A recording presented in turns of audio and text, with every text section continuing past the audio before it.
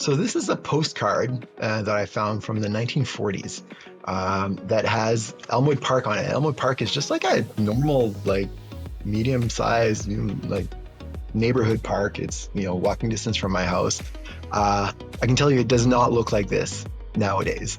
But seeing this, it had a lily pond, like flowers, and in doing a bit of research on it, I found that like around that time, like that the city had a full-time gardener that worked in that park, planted like thousands of flowers every spring, tended to them all summer, and it was just a really beautiful park. The back of this postcard has, there's a transit map around the same time where they talk about this particular park, where they talk about like that is one of many parks like this in the city, right? We had scores of these parks, and I was just like, what? Like, how come in the 40s, we had all these beautiful, beautiful parks? How could we afford that? 1940s, we're coming out of World War II. We just had the Great Depression. We had World War I, influenza epidemic, like just all these like natural disasters and all kinds of things. Time after time, and we're still paying a full-time gardener in the park. Where today, we can't even fix potholes. We can't even, like, there's we're not even doing the basics, never mind something beautiful as this park. It was shocking to me, and especially my next door neighbor. She's in her 80s, and she's lived here since she was 7, and so she's, oh yeah, Elmwood Park, I remember in the 50s, people used to take their wedding photos there. And I was like, what? Nobody would ever think of doing that today.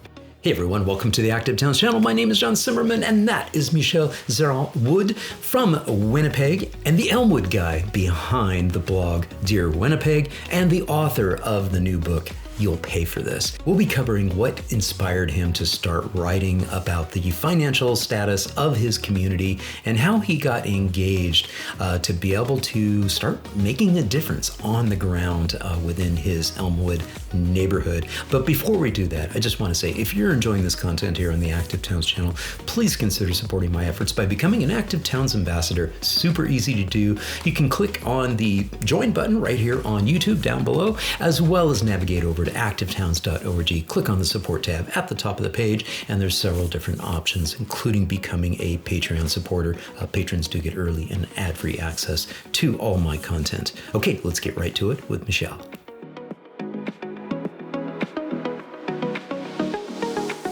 Michel, thank you so much for joining me on the Active Towns podcast. Welcome.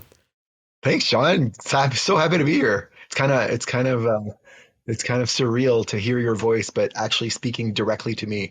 And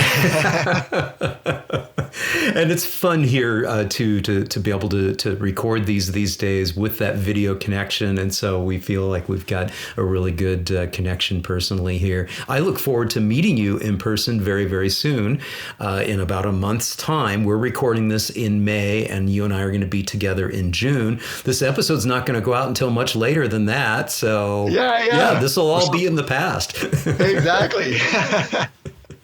That's great. Well, hey, I love giving my guests an opportunity to very briefly introduce themselves. So I'm going to turn the floor over to you.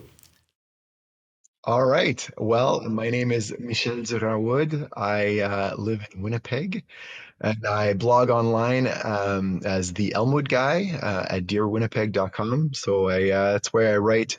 My tagline is a fun blog about infrastructure and municipal finance. And so, yeah, basically, something I started about seven years ago, I guess, writing about my own city. But very quickly, it became obvious the lessons were applicable to a lot of other places, to the point that my readership now is about 65% people from outside of Winnipeg. So throughout Canada, the US, and Australia, and Europe. So it's pretty cool to see the people that are getting something useful out of it. Yeah. It is fascinating. It's such a bizarre world that we have now where, as content creators, we can be producing this content and you just never really know where it's going to resonate. We assume that it'll resonate with our quote unquote audiences where we live, but that's not necessarily the case. And I think one of the interesting things too about this, so if we actually pull, this is Winnipeg right here. So Winnipeg, you guys are, a fairly decent sized city. I mean, you're in the top 10 largest cities in Canada. In the area there, you're just under 1 million people. My little blue dot there, I'm directly south of you, quite a ways away, directly south of you in Austin, Texas. So yeah, Winnipeg is just, hey, due north. I could just Yeah, head same time due zone. north. Boom. Yeah, same time zone and everything. Yeah, so that is an interesting observation. I mean, I was sharing with you before we hit the record button that 60-70% of my audience is outside of North America as well, and I think it's because the things that we're talking about, active towns and creating financially viable and stable places, these are universal concepts and universal things that resonate with people all around the world. Well, yeah, and especially in North America, because we've sort of been copying each other's homework for, at least 80 years. We literally have copied our zoning codes, and copied our transportation engineering manual is almost identical in Canada and the US, basically identical throughout the US. And so yeah, we've copied each other's homework, so we've sort of ended up with cities that are quite similar and face similar struggles. So yeah, it's like I said, I was writing for Winnipeg based on our struggles and ways forward that we could address a lot of those struggles.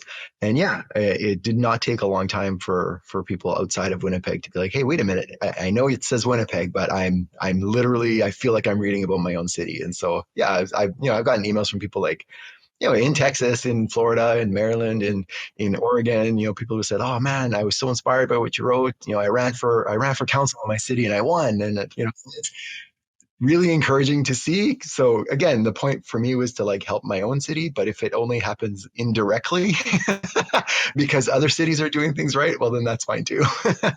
Yeah, yeah. So you've been doing this for quite some time. We see the entire, the blog log here and many years of doing this. What inspired you to get started in doing this, and what was your background? Yeah. So, I mean, I don't have a background in planning. I don't have a background in transportation. I don't have a background in accounting. I'm an entrepreneur, so I do have kind of that self-starter spirit and roll up my sleeves and learn about stuff. And I did have, of course, some exposure to accounting because of that, and so I had some basic knowledge. But yeah, I mean, it was kind of two separate events. One was like 2006 or seven. There was the community center in my neighborhood closed permanently due to lack of maintenance, and they were at a point where basically it was gotten to be kind of unusable. They said, "Well, we're gonna have to shut it down, and that'll be that." And I was like, why isn't there money to fix this? It didn't make sense to me. And so that was kind of the first sort of laying the groundwork for questioning why my city wasn't fixing stuff. When I was paying taxes every year, I didn't understand it. And then, yeah, a couple years later, I was recommended the blog that Strong Towns was writing by my brother-in-law, and he says, yeah, based on the conversation we're having, he says, I think you'll really enjoy it. And sure enough, I read it and I was like, oh yeah, it kind of pointed me to where I should look, because I mean, city of Winnipeg, population 800,000. Our budget documents, our financial documents, they're like hundreds of pages long, right? 600-700 pages. So when you're like, where's the money gone? It's not an obvious search to be like, oh, I'm gonna open this up and find where the money has gone. But sort of the strong towns concept of looking at the development pattern and the infrastructure liabilities that grow over time. With my basic accounting knowledge, I'm like, oh, okay, this is in a different place altogether. I have to look, and so that helped me to kind of see whether that applied to Winnipeg, and boy, did it ever apply. And so, yeah, so to me, that just was an eye-opening moment. And then all of a sudden, once you see it, then you can't not see it. And so everywhere I was looking, I'm like, oh yeah, we should doing this, doing that. And it wasn't until 2018, we had a municipal election. And at the same time, we held a referendum vote, a plebiscite vote on a particular question. And the question was whether we should open Portage and Main to pedestrians. Portage and Main is like the premier downtown intersection in the city. It has legendary status among Winnipeggers, and even throughout Canada, people will recognize, oh, Portage and Main, yeah, that's in Winnipeg. So it's the premier intersection of our downtown. But since 1979, it's been closed to pedestrian traffic. You are not allowed to cross the street as a pedestrian there. And that was part of a development deal where some fancy Toronto developer came in and promised to build 2 towers, and in exchange they built an underground concourse, and ensure that people would visit the shops that they would put down there, that they would close surface crossings. And so they did that in 1979. Of course, only half of the development promises materialized, but it had been closed to pedestrians since 1979. So here we are, 2018, and we're holding a vote to open it to pedestrians. And so from my perspective, it was super obvious that of course we need to do this. I mean, we need to prioritize, people in the core of our downtown. And that means at the very least, letting them cross the street. And so, yes, so to me, this was a super obvious vote. A bunch of people, volunteers in the city, sort of banded together to start this Vote Open campaign. And I was like, oh wow, good for them. This is super cool. Glad that this is happening. And then, the vote came and went, and it was a resounding no. 65% no, 35% yes. And I was like, what? And it really, that was the thing that really stuck with me. And I was like, wow, like based on what I know about city finance, this is obvious. We should be doing this, right? And in a sense, city finance sort of radicalized me to urbanism and to active transportation, right? And so to me, I was like, wow, if people understood city finance a little bit better, we would all be urbanists. We would all be active transportation advocates, and we would all, we would all know this. But it came. I think there's an infamous map that a CBC reporter did after, where they mapped the no votes to the yes votes to see concentrations, it was very geographically split. The people who lived close to downtown were more on the yes side, and the people who lived further away, suburbs, were more on the no side. And the interesting thing is, I mean, to me, I was like, oh wow, people don't know. And so to me, that was the point where I was like, I need to help them know. And so I kicked around the idea for a little bit with, friends and family chatting about it. Should I do a YouTube channel? Should I do, whatever? I ended up picking a blog, and that's purely for technical reasons. I was like, I don't have the right equipment to start recording a YouTube channel, and I don't have editing software. And I was like, you know what? I have everything I need to do a blog. I'm just going to do that. It was like that next smallest step kind of idea. And I just, put together a website real quick, and then started writing. And it grew pretty quickly.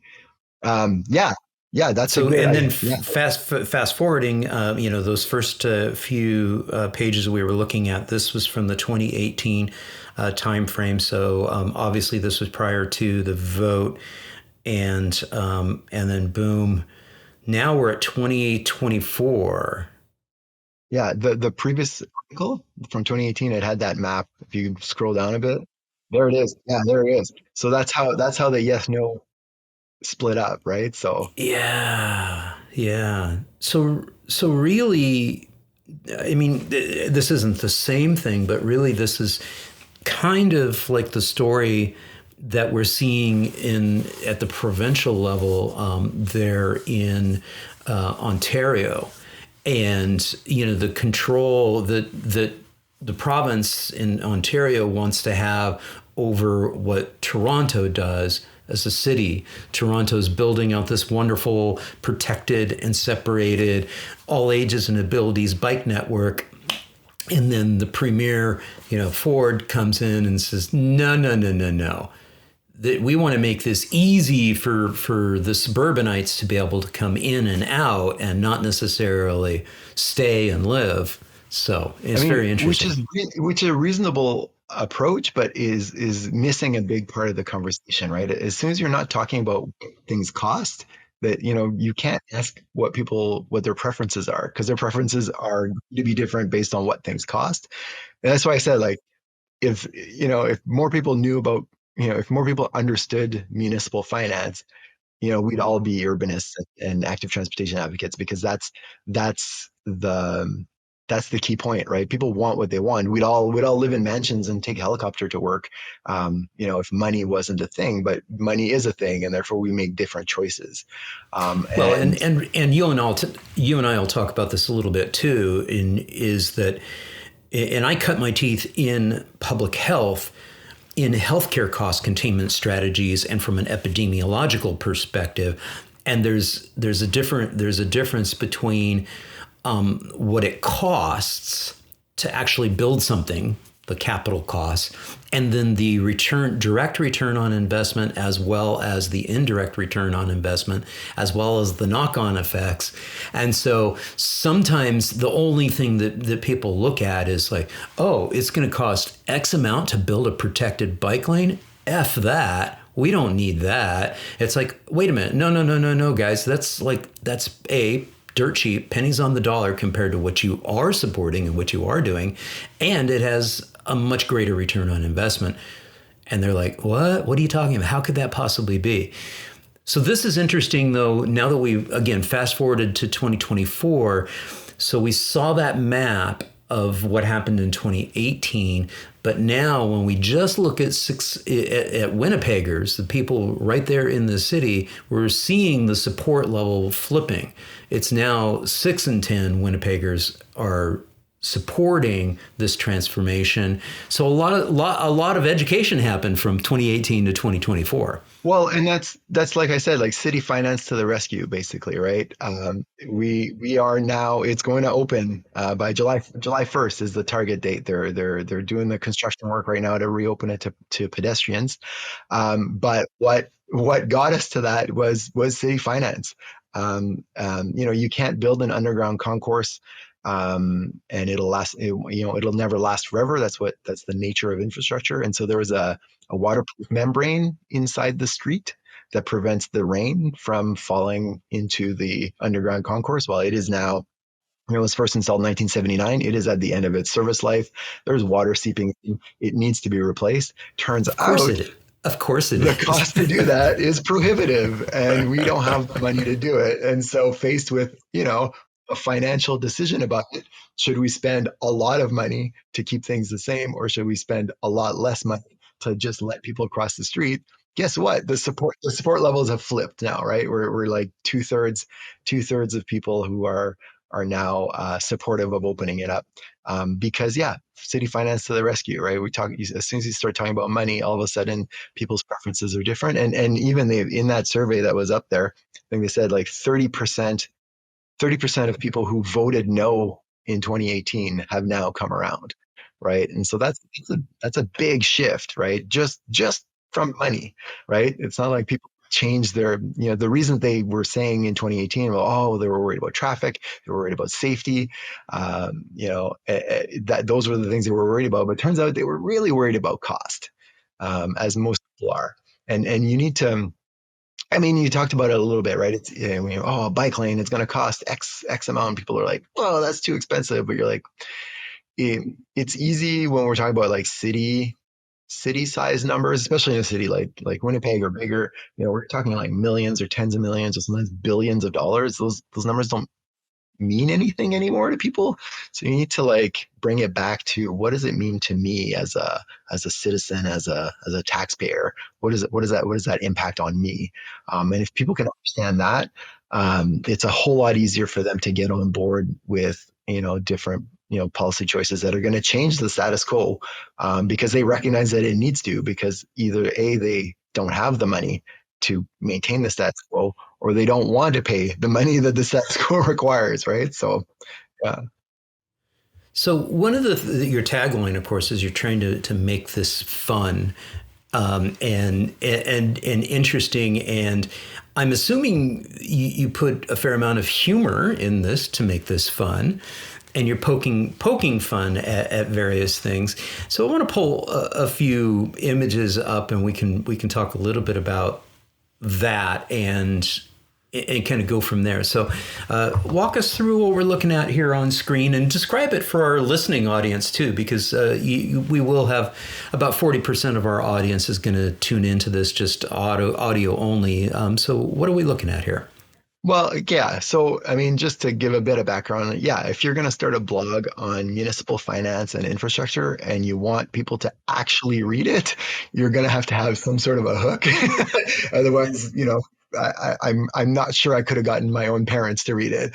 So the idea, I was really inspired by the likes of, like Bill Nye the Science Guy, or like Jon Stewart in The Daily Show, or like, I don't know if anybody knows the old Alton Brown show, Good Eats. They're all like fun and jokey and, entertaining. But then at the same time, you're learning some really important stuff, right? So that was sort of my inspiration for tone. And so, yeah, so I got like, of course it's a blog, so it's a written word. So of course there are like language jokes in there. Obviously, some of them are puns, some of them are dad jokes, some of them are like wordplay, whatever you want. There's a bunch of that kind of humor in there. But at the same time, you get to throw in a little visual humor sometimes as gags. So sometimes a little like meme type stuff, or a little just something to drive home the point that you're trying to make. So this particular one that we're looking at is an actual, I don't know if people know the astronaut. It's an astronaut meme where you got two guys in space, and one of them's holding a gun at him, and the guy is questioning his own existence. Well, in this one, they're questioning capital and operating spending, and so yeah, I mean it's you recognize if you've seen the meme, you recognize it right away. And you're like, and then it adds that layer of like, oh, what were we talking about in this particular article? Oh yeah, capital spending. So yeah. Very funny. Um, I had to chuckle when I saw this one. Why don't you go ahead and describe this for the listening only audience as well? Yeah, so Donald Shoup had come to Winnipeg around this time, and my wife had bought us tickets for my birthday to go see him, and go see him speak. It was really great. I had a great time, and then of course I was inspired to write an article about parking. Yeah, because I do write about municipal finance, but not just in an abstract sense. I write about it in like how it connects to all of our policy decisions, or the choices we make as a city. So of course you have to talk about parking. Of course you have to talk about vehicle speeds. You have to talk about bike lanes. You have to talk about infill development. You have to talk about all kinds of stuff. So this is about parking. Yeah, this is I repurposed an Ann Tainter photograph and then just changed a couple of the phrasing. But yeah, like his smile said, "Nice free parking spot." Hers said, "Did I marry a communist?" To me, I think that's funny. That's my kind of humor. I have no idea who else finds this funny, but apparently other people do too. So, When did you do this? What year so was this this that was, you did? yeah, this would have been like 5, 6 years ago for sure. Wow. Do you know if Don ever saw it? He did, yeah, because yeah, they sent it to Yeah. him, and so he thought it was pretty good. So I was it gonna was nice. say this is his humor. This is his sense of humor Yeah, right here. He would yeah, have loved it, and I wouldn't have been yeah. surprised if it had made it into his slide deck at some point in time. And of course we did lose Professor Shoup this year. He passed away in January, really just a couple weeks after my episode with him. I think I recorded one of the last episodes publicly with Professor Shoup. So wonderful to be able to, pay homage to him once again. He is the one and only. He's the goat. He is the Shoup dog. So Absolutely, yeah. absolutely. Just is so much insight into something that like is just in front of us every day, right? So yeah, no, it was neat. Yeah, it was neat to get his approval on it. After I read it and he got to see it, he said, yeah, this is really good. And then after he went home from Winnipeg and he went back home, then I did get like a new spike in California traffic. So clearly, somebody out there had been sharing it. So And he and I talked about this the two times that I had him on, is that there is this definitive connection between all these seemingly disparate things that we're like, wait a minute, it's like finance and parking policies and also, housing and, meaningful destinations within walkable and bikeable distances. And now we're getting around to, again, that's all interconnected, and it's all part of, what we're talking about here at Active Towns, what Chuck and the Strong Towns folks are talking about, as well as we had Joe Minicozy on and what Joe's talking about in terms of really looking at the return on investment that we're seeing from a financial perspective on a per acre basis. So you're right there in that sweet spot of all of these areas as well. Yeah. Yeah, It's good absolutely. I stuff. find like the finance part is kind of the glue to me that holds everything else together. And to me, when you get that financial part, when you understand it, the rest sort of falls into place necessarily. Like it has to. You look at it, well, because of the money, it has to be this way, and because of the money, that has to be this way. A lot of the pieces just sort of fall into place after that, which is to me again, back to that Portage and Main thing. That the reason it was so obvious to me was because of that financial piece. I was like, oh yeah, we have to do this, right? So Yeah. yeah. Okay, go ahead and describe the image that we have on here for the listening only audience as well. Yeah, yeah. So this is a still image of from Pulp Fiction, and this is from a scene where Samuel L. Jackson. I mean, it's a pretty profanity laced scene, but of course, I made it again. I'm big into capital expenses apparently, but yeah, it basically says say capital expense again. I dare you. Yeah. This is from a post where I did talk about again. This was a particularly focused on municipal finance to get people to understand certain concepts. But yeah, it's littered with sort of these meme style images just to drive home a couple of points. So and to keep it entertaining. Yeah. Yeah. And one of the interesting things too is when we look at operating dollars and capital dollars and the difference between them, everybody's municipality probably handles, the revenue generation in a slightly different manner. And certainly like in the United States right now, there's a lot of people freaking out because they're not sure, especially for some of their capital projects in transportation, whether the funding is coming or not. But, as Chuck points out, sometimes, those federal dollars that have strings attached to them and also can be a long-term obligation because it ends up showing up as a liability on the sheets if you're doing your books properly. Most of them aren't. Most of them consider them assets to the point where, there's no long-term obligation here. But there's that difference between capital dollars to build out the infrastructure versus operating dollars to actually maintain and keep them up to date and keep them, moving properly. Using the terminology that I like to use too, from an active towns perspective, I see the world through a lens of activity assets, being able to promote, activity and healthy living. And so when I see, hardware activity assets, I think of, parks and pools and protected bike lanes and, trails and things like this. These are things where you can put a pin in a map and say that infrastructure is over there. We use the capital dollars to build that.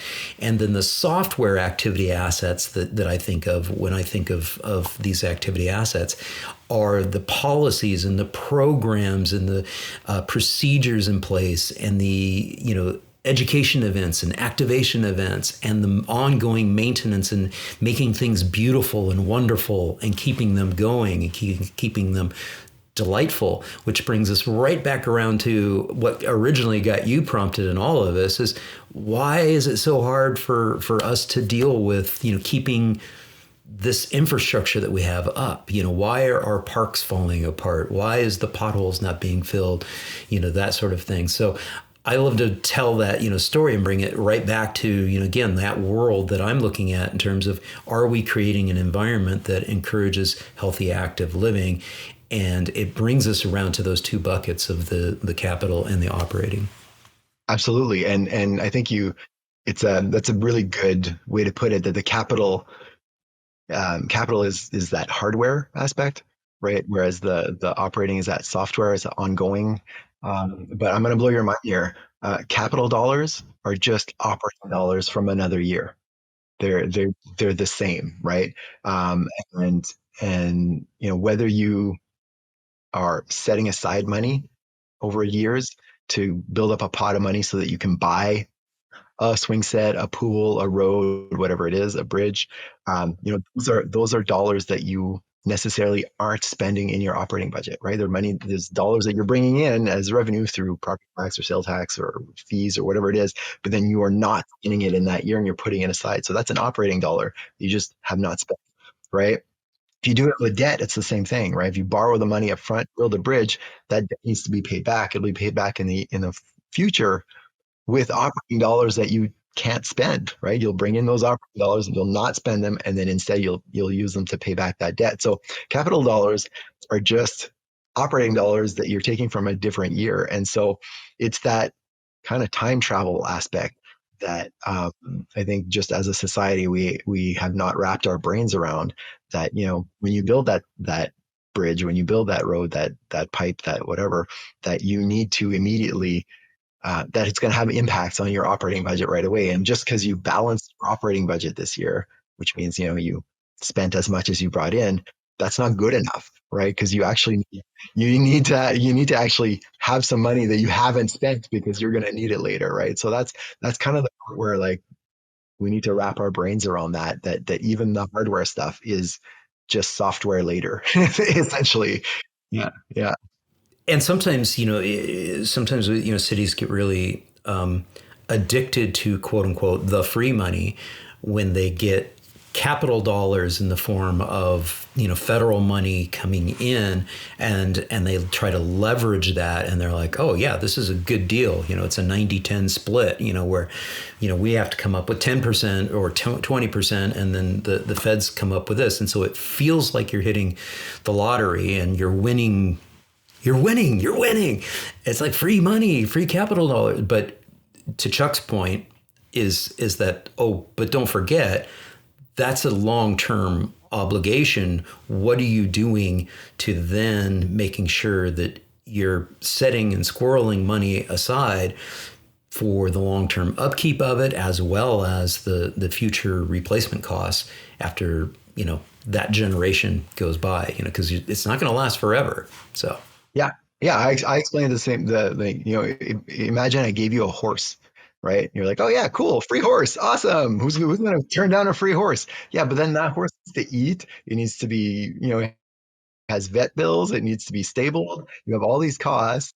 Eventually, your horse is going to die, and your kids are going to, request that you buy them a new horse, right? So all of that horse is a major cost, right? And as long as the benefits of that horse outweigh the cost to you, I guess that's fine. But that's the part where we have not, sort of evaluated that as to, are we getting the full benefit of what it's costing us as cities, right? Yeah, yeah. It's the old joke is that there is no such thing as a free puppy, and same thing. Yeah, exactly. Free horse, free road, free bridge. Free Like there's no puppy, such yeah. thing. There's Yeah, no such thing. exactly. Okay, so now we're at Elmwood. Elmwood is your neighborhood, correct? That's right. The community Yeah, where yeah, it's where my you neighborhood. live. And again, that sort of prompted you to get to understand this too, is frustrations around, well, why. Talk a little bit about Elmwood and describe this beautiful image that's on screen here. Yeah. So this is a postcard that I found from the 1940s that has Elmwood Park on it. Elmwood Park is just like a normal, like medium-sized, like neighborhood park. It's walking distance from my house. I can tell you, it does not look like this nowadays.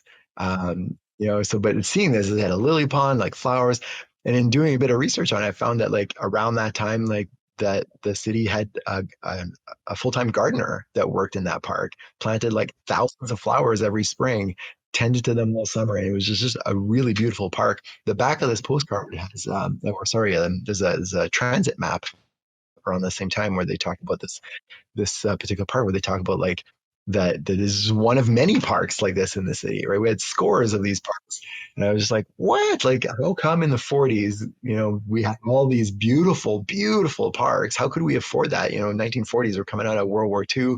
We just had the Great Depression, we had World War One, influenza epidemic, like just all these like natural disasters and all kinds of things. Time after time, and we're still paying a full time gardener in the park.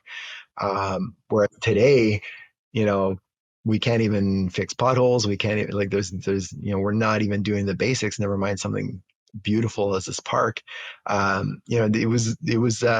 It was shocking to me, and especially my next door neighbor. She's in her 80s, and she's lived here since she was 7. And so she says, "Oh yeah, Elmwood Park. I remember in the 50s, people used to take their wedding photos there." And I was like, "What? Nobody would ever think of doing that today." Again, like as neighbors, we do our best to keep it up. The city is not, it is not what it used to be. And so, yeah, to me, that was kind of part of this idea of, why, right? Why are we in 2025 and we're closing community centers, we're closing pools, we, can't afford to maintain what we have. Whereas, in the 1940s, we were doing fine, right? And in a historically difficult context economically, right? Coming out of, 2 world wars and a depression and whatever. To me, I was like, this doesn't check out. And it was neat to see when in my research that I was like, when did we lay off that gardener? Like, when did we stop having a gardener in Elmwood Park? And it was the mid 60s, right? And I was like, one infrastructure cycle after the beginning of the suburban development experiment. I'm like, oh, that's so cool. But yeah, again, just examining it from that financial perspective just gives you so many answers. Yeah, yeah. Yeah. And that brings us back around to what we were alluding to earlier in the work that Joe Minicozy does, and that Chuck talks about, and really, it was that transformation that took place when we moved towards a car-centric design and away from the traditional development pattern. And so what we're looking at here on screen is, the return on a per square foot basis. And talk a little bit about the dollars here. What are we looking at with the return here? Yeah, so this is basically your typical modern grocery store with a massive parking lot. It's on almost 2 acres. Yes, I know in actual dollars is valued at like $2.6 million. But when you work it out on a per square foot basis, it's about $30, $30 a square foot, which, in the void, you're like, I don't know, is that good? Is that bad? You need to compare it to, this little place kind of up the street. This one's closer down to close to my house. This is like a very small place. It's like 3,700 square feet, and this is currently is 1 unit, but as you can see, was two commercial units at one point. And if you see on top there's kind of like a kind of patio deck. Yeah, that's because there's 2 residential units on top. So this is a very small mixed use building. It's built up to the sidewalk, no real parking. It's only valued at $360,000, but it's almost $100 a square foot. So it's like triple. It's returning triple the value that other suburban style is generating. Again, is that financial aspect telling us that, like, parking is essentially vacant land, right? Like a parking lot does not pay more tax than a vacant lot, essentially. And so this, when you look at this 2 acres of property, what's generating value? Well, it's only that one building right at the end there.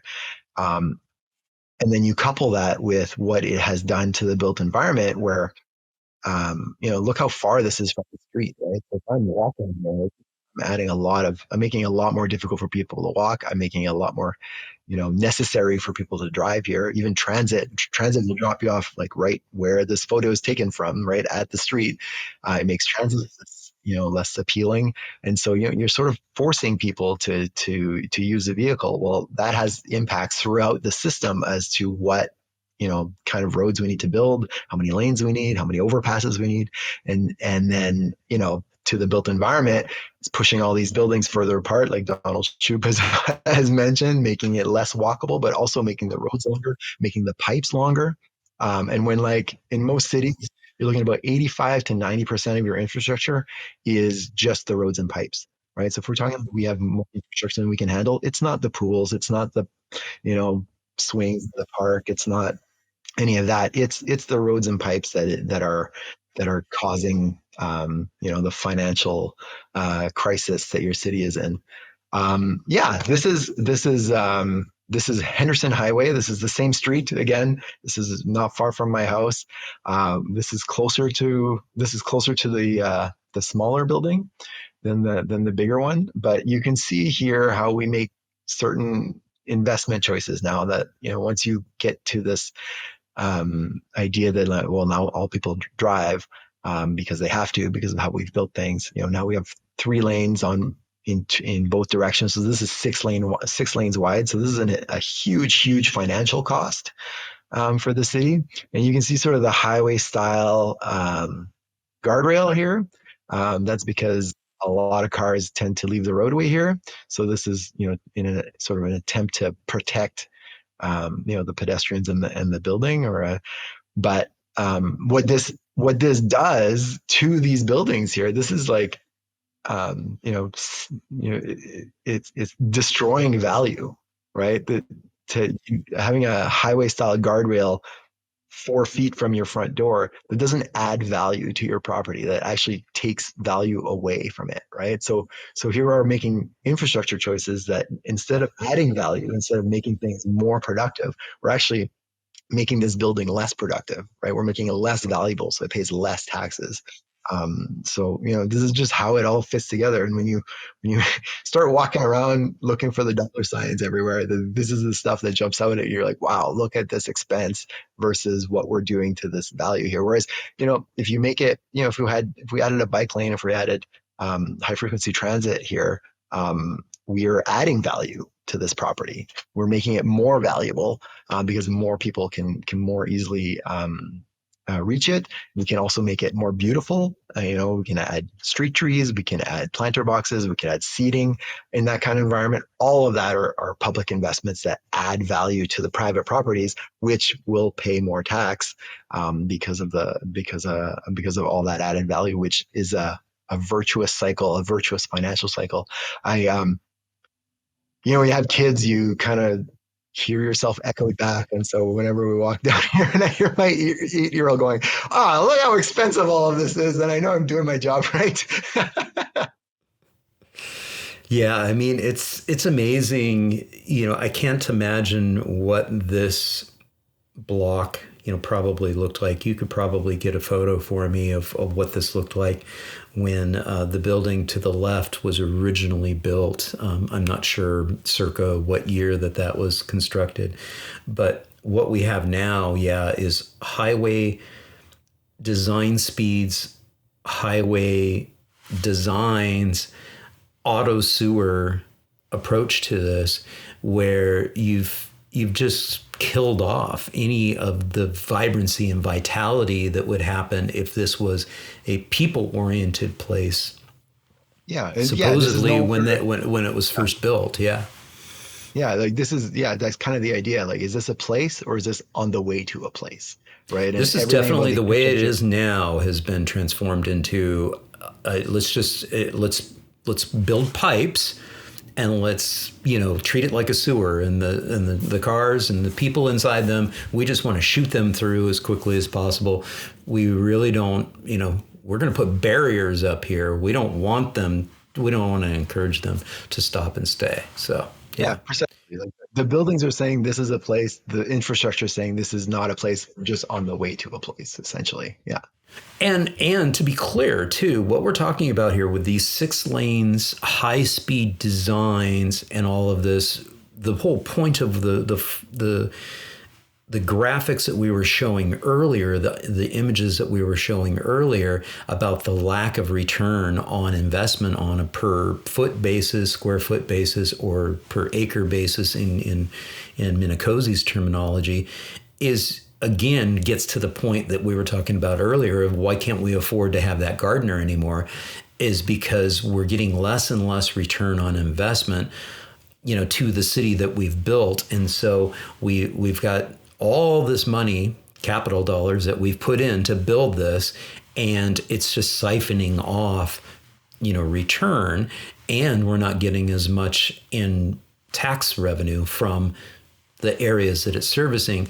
And if we really look, it's like a lot of these places, again, don't look thriving. Many of these signs are actually even blank, and possibly not actually contributing to city coffers as well, which brings us to the challenges that we have with fixing things. Exactly. Yeah. That one strip of Henderson there is we have in the area of a Northeast Winnipeg Historical Society. They do a bunch of different historical research, and one of the things they have is on this one strip of road, they have, by decade, they list all the businesses that were at all the various addresses, and you can see from 1905, approximately when the neighborhood was started, that number of businesses increasing through the decades up until it peaks about in the 1950s, and then it's a slow decline, where I think we're about a half as many businesses today as we were in the 1950s, right? And that's understandable, right? We've eroded that value, made it less valuable, less enticing. So yeah, and so yeah, again, that is a downward cycle that leads to this kind of stuff. Major sinkhole. This is in my neighborhood. It was a couple of summers ago. This happened during a heat wave. So it happened in, one fell swoop, just from the heat to the concrete. So yeah, I mean, this is expensive to repair. And this wasn't the only one that happened during that heat wave, throughout the city. And there's a lot of things that could make this less likely, and especially that we're looking at, with climate changing and more heat waves and more intense weather. We can expect more of this and more costs. Whereas looking at it again from a financial perspective, what could we do? Well, we could narrow these lanes, which would be less pavement, which A, would be less expensive, B, would slow traffic through design, which would make it better to walk in. With that safe space, if we a couple of feet off, we could put in some silva-cells, plant some street trees, which again makes it better to walk in, but also provides sort of that shelter to the pavement, right? That relieves that thermal stress and makes that pavement much more resilient itself to more of this breaking. So you're spending really what are really, you're trying to save money, right? Like you're narrowing the roads, you're spending less on pavement, you're putting in trees, which are cheaper than pavement, and over, in sort of the goal of becoming more financially sustainable. But in the end, you're making it more walkable, you're making it long term, more sustainable financially, ecologically, socially. And so, yeah, but it starts from that money part, right? Yeah, yeah. And it is interesting too. We're looking at a sinkhole, which you don't want to even call it a pothole because it's way bigger than that. But I mean, this could, potentially, possibly, partially swallow a small car. I would suspect that this got addressed relatively quickly since it is in the middle of a motor vehicle travel lane.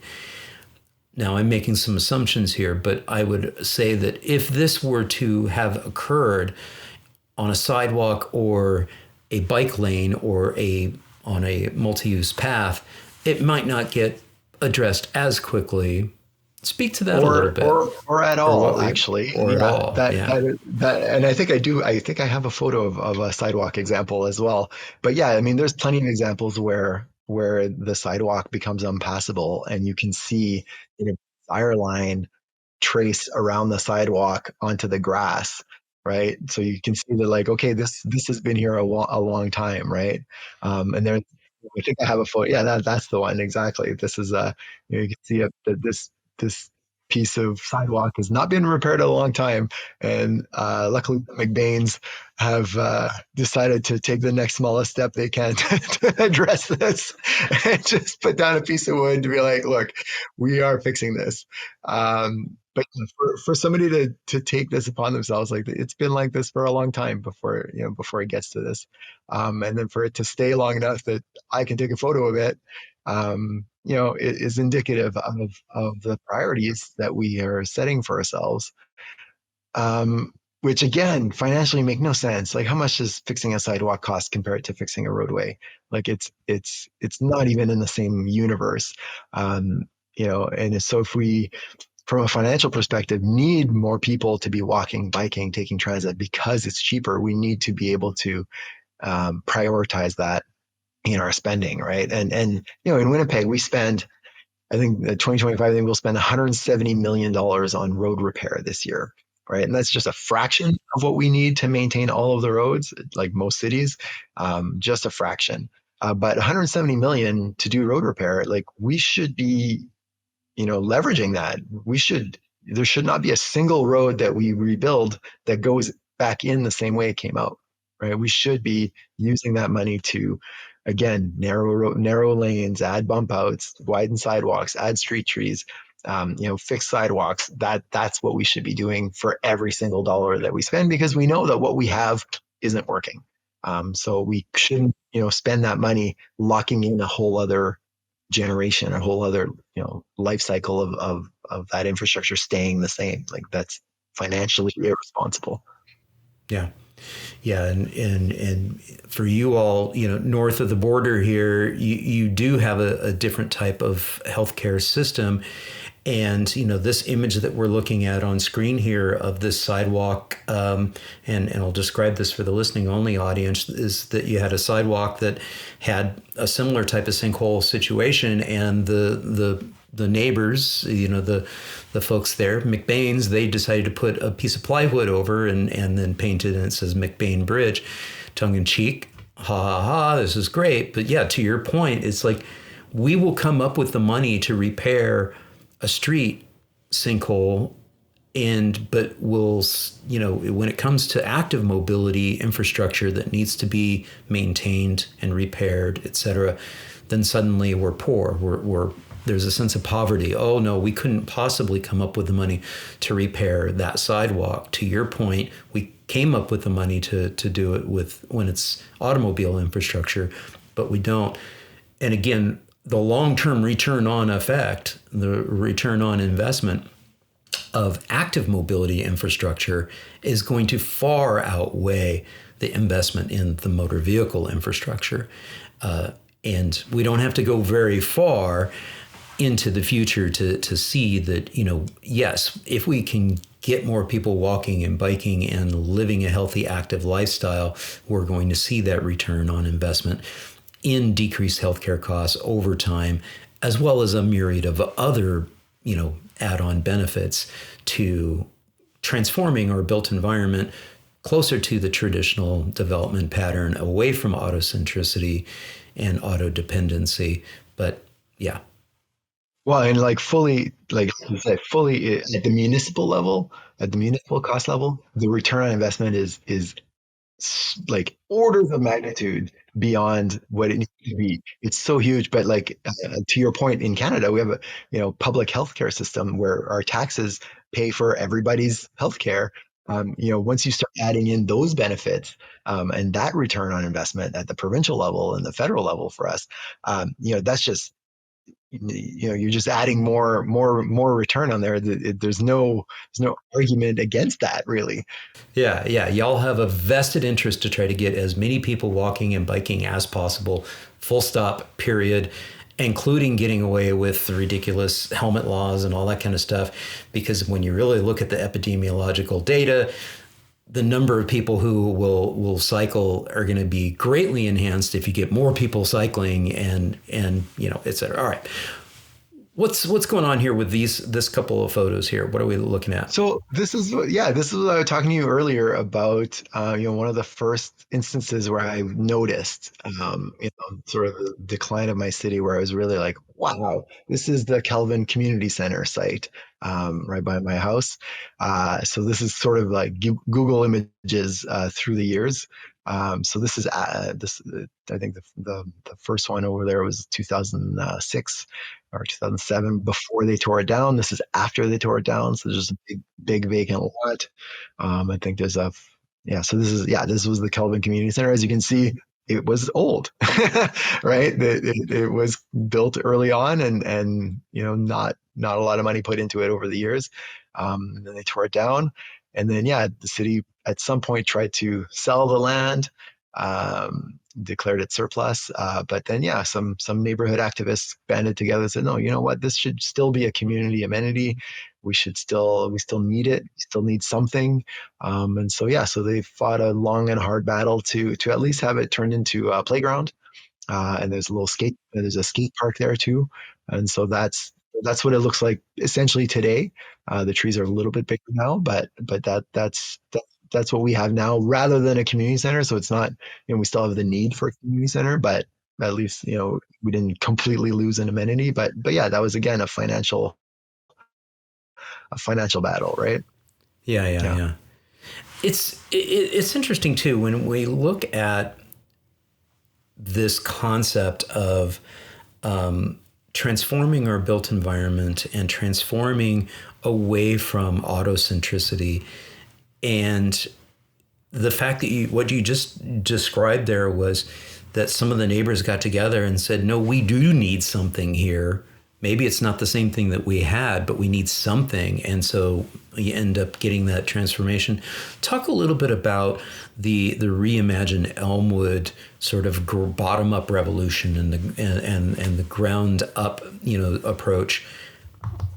Talk about this. So Reimagine Elmwood is full disclosure. I'm the chair of Reimagine Elmwood, but it's a coalition of neighborhood groups that banded together a couple of years ago. 2020, I think we started, that we decided that we needed to make our neighborhood better because nobody was coming to save us. So it's like the Glen Elm Neighborhood Association, Elmwood High School, Riverwood Church. There's about a dozen different community groups and organizations that we just said, okay, we're going to work together and we're going to do things that we can. What is the next smallest thing we can do to address the issues in our neighborhood. So this is, again, that same street that, Henderson that we've always been talking about. So we did this. This was our first project. It was a one afternoon in July, a budget of $400. And we made a bike lane, added a pedestrian crossing. And then, we added a bunch of temporary seating and flower boxes and we just had people use it, and we took surveys and said, what do you think of this? What do you like? What do you not like? And it was our first sort of foray into it. And then, we just built from there and have every year added on to what we've learned. We've now still do temporary projects, but we also now started doing permanent projects based on the stuff that we've learned that we're like, oh, this was helpful. So this is one of our first permanent projects where we started adding, this is just big, we'll call them marbles essentially. They're big fiberglass marbles that we got 8 of them, a couple of different sizes, and then we had them painted by community members and by community groups. And then we got permission to install them on the median on Henderson.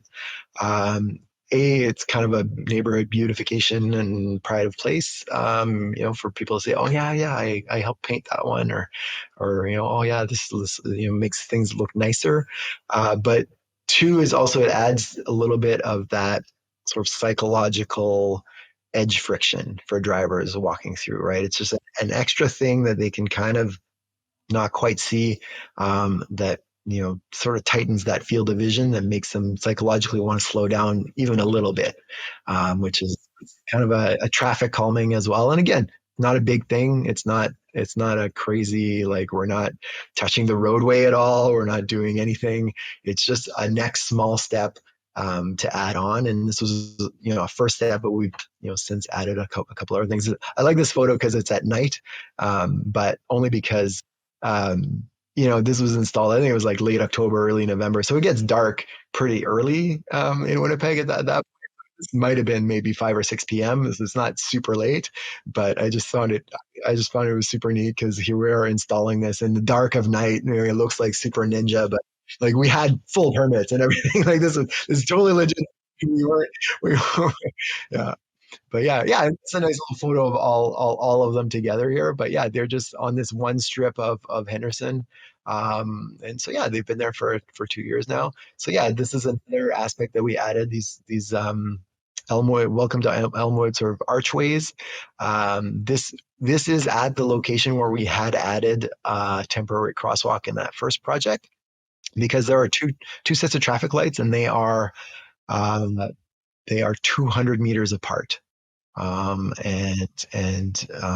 behavioral psychology shows is that most people are not willing to walk more than 50 meters out of their way to get to a crossing. And therefore, you should have crossings every 100 meters. That way, nobody's ever anything than 50 meters. And what we found exactly here, this is the reason we did our temporary crosswalk here, is that we find that at this midway point between the traffic lights, at the 100-meter mark between each, people cross here anyways. There's no crossing here, but people cross here.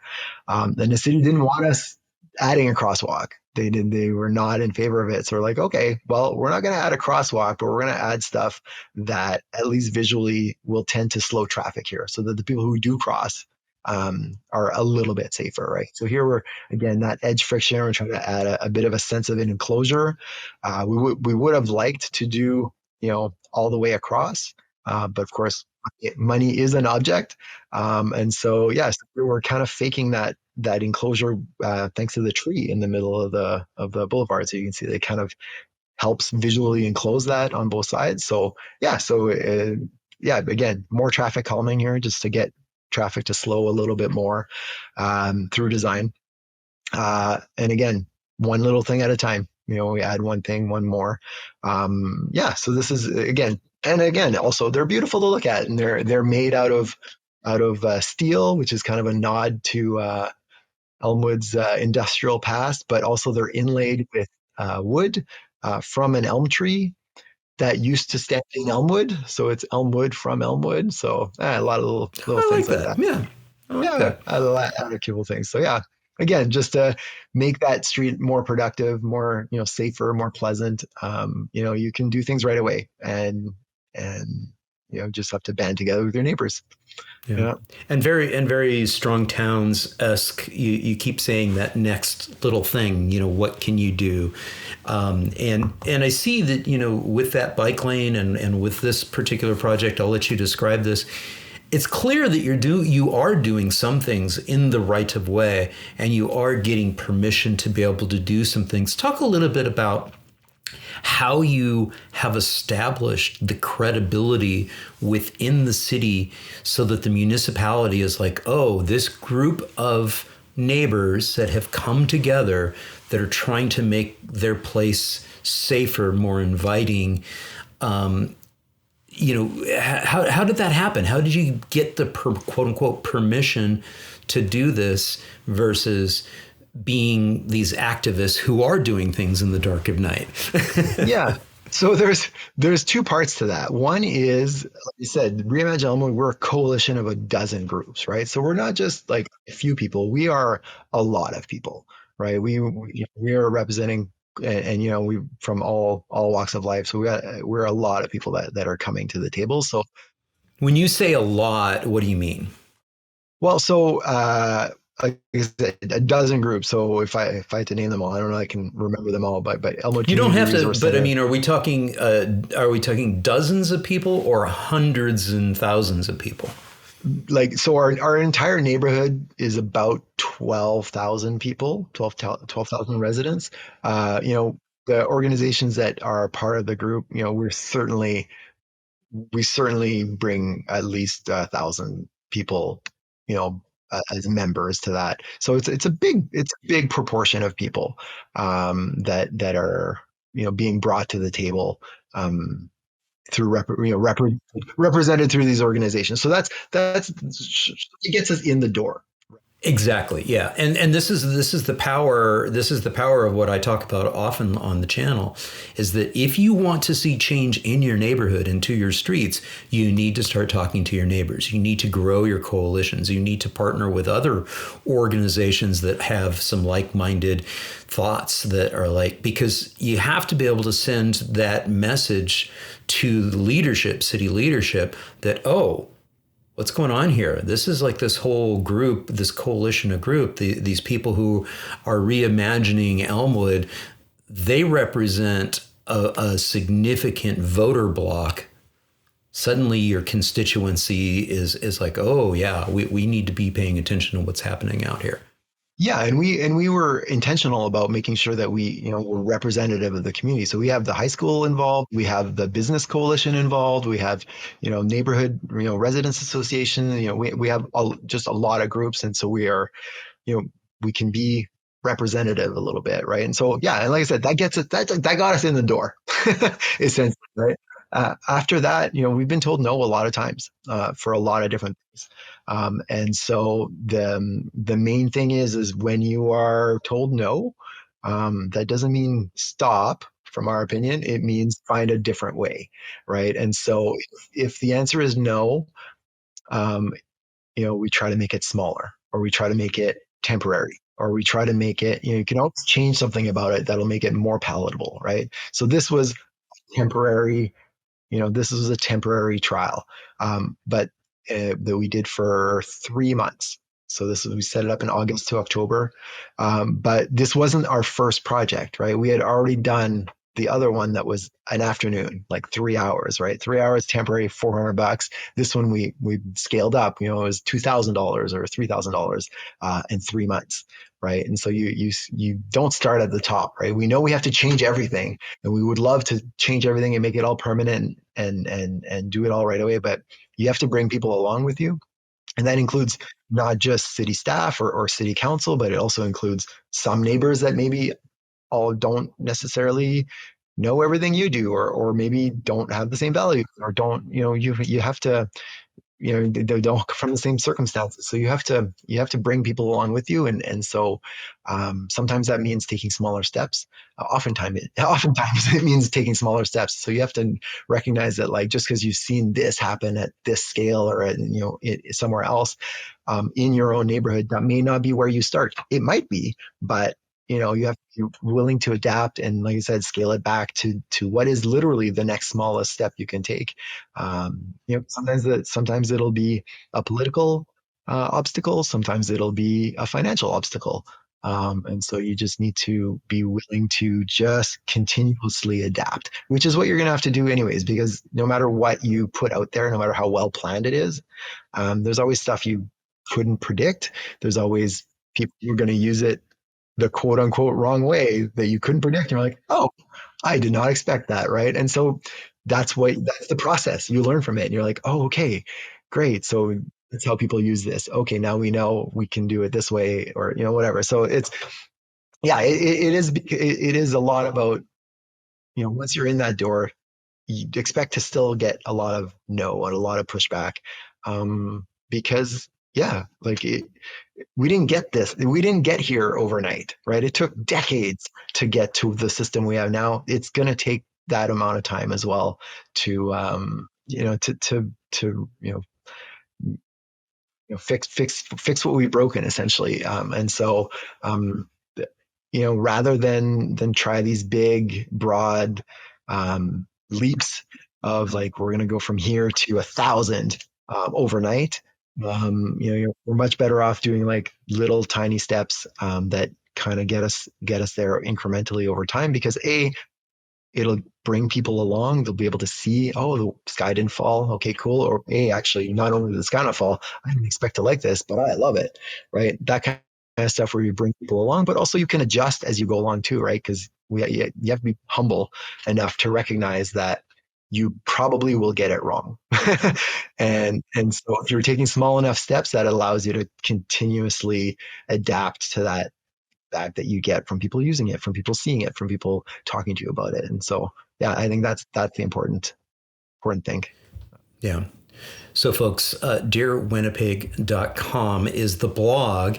The new book that is coming out, you'll want to go over to thecityproject.org, thecityproject.org, and you've got two books. You've got the book that's coming out this year, and that's titled "You'll Pay for This," and then next year's book is going to be the winter of 2026, decolonizing public spaces. Talk about "You'll Pay for This." What can folks expect from this book?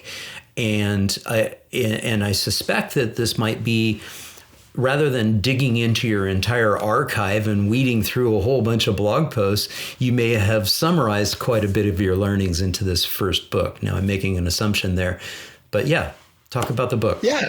So the series, the City Project series, the publisher for this approached me last year with this idea. They said, we have this idea for these series of books that are small enough that you can power through in an afternoon, but each one of them deals with a different aspect of building thriving, successful cities.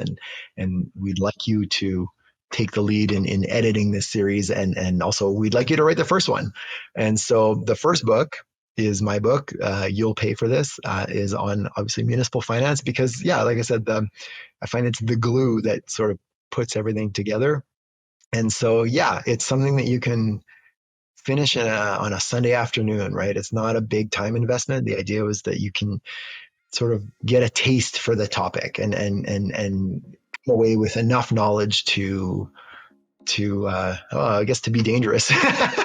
But the first one's on municipal finance to sort of lay the basis for the rest of the series. Now, Jane Jacobs says the most successful cities are the ones built by many hands.